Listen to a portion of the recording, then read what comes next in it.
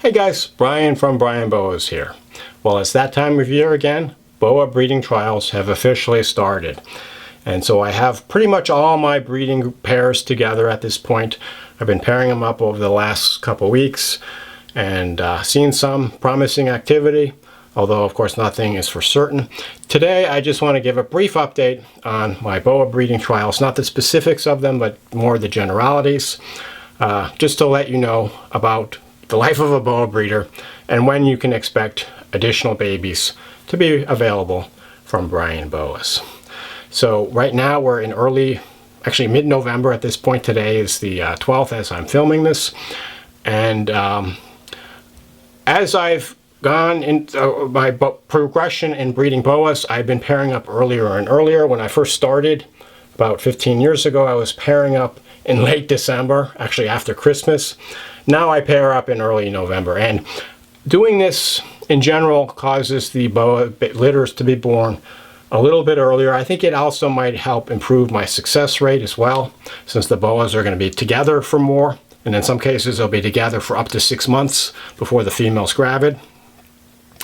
And another reason for this is if you have Boa litters earlier, it gives you more time to get them established and hopefully find new homes for them before it gets too cold to ship. So, rather than having a lot of my true red-tailed litters were born in August, September, and even October, now I'm having them born in May, June, and July. And this last year, all of my red-tails were born by July. I didn't have anything in August or September, which was really the first time it was this early for me. But of course, as I mentioned, I pair them up earlier, and I had paired up in around mid-November last year, which led to the earlier births. I've been preparing my breeding stock all summer. I've been feeding them a little bit more than normal. My females are looking a little chunky, which will give them the energy to produce the eggs and to get through the birth of the babies. Many Boas, or many of my locality Boas, will eat when they're gravid, but the meals are spaced farther apart. And some Boas won't eat when they're gravid, so it's important that they have a little extra meat on them before they go into breeding trials. The other thing that I do to prepare them is the nighttime cooling.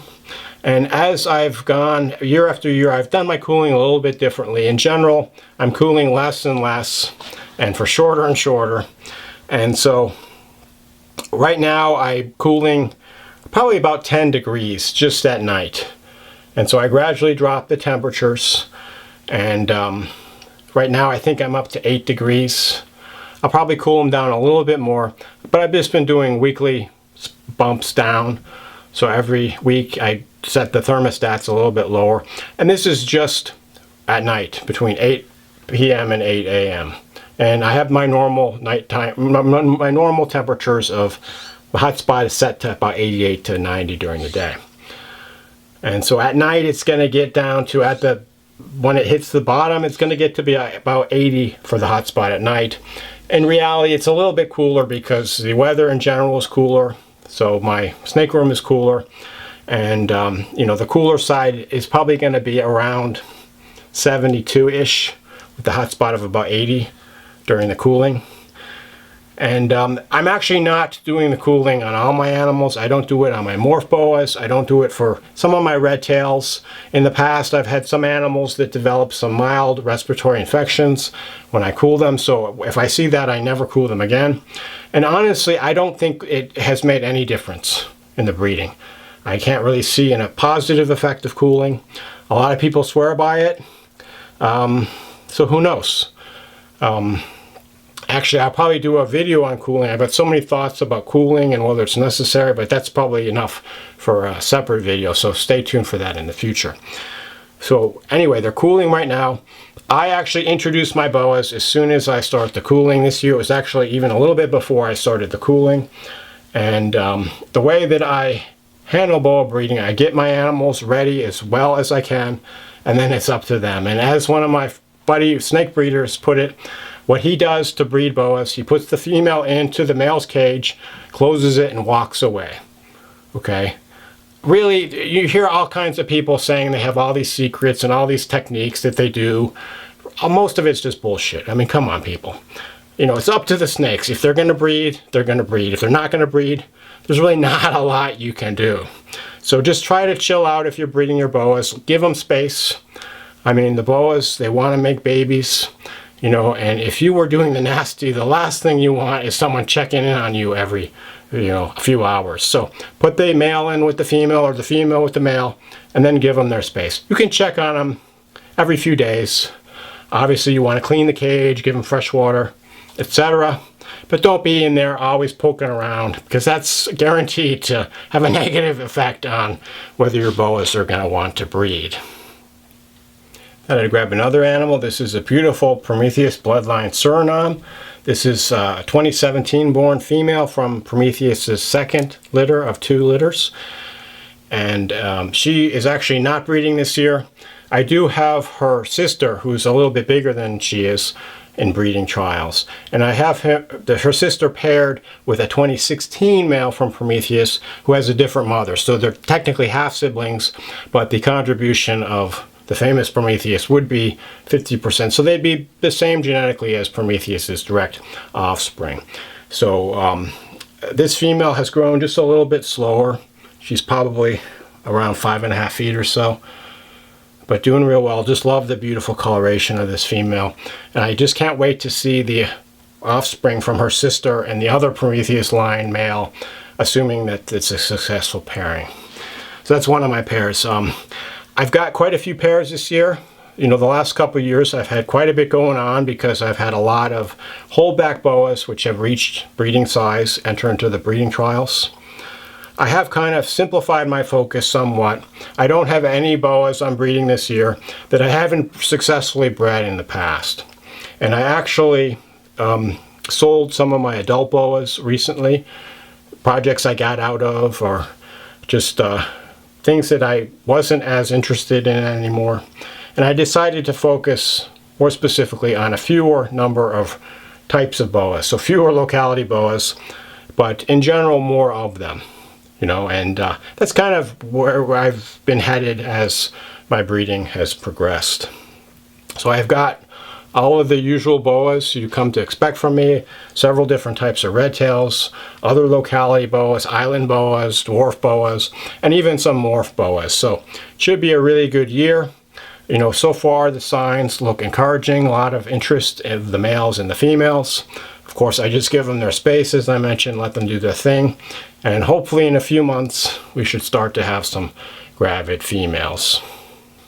My breeding trials are going to continue undisturbed for about 2 months total, till probably right after Christmas. And that's when I'm going to separate the animals and give them a feeding, and as well as start to return the temperatures back to normal. And by like mid-January, the temperatures will be back to normal.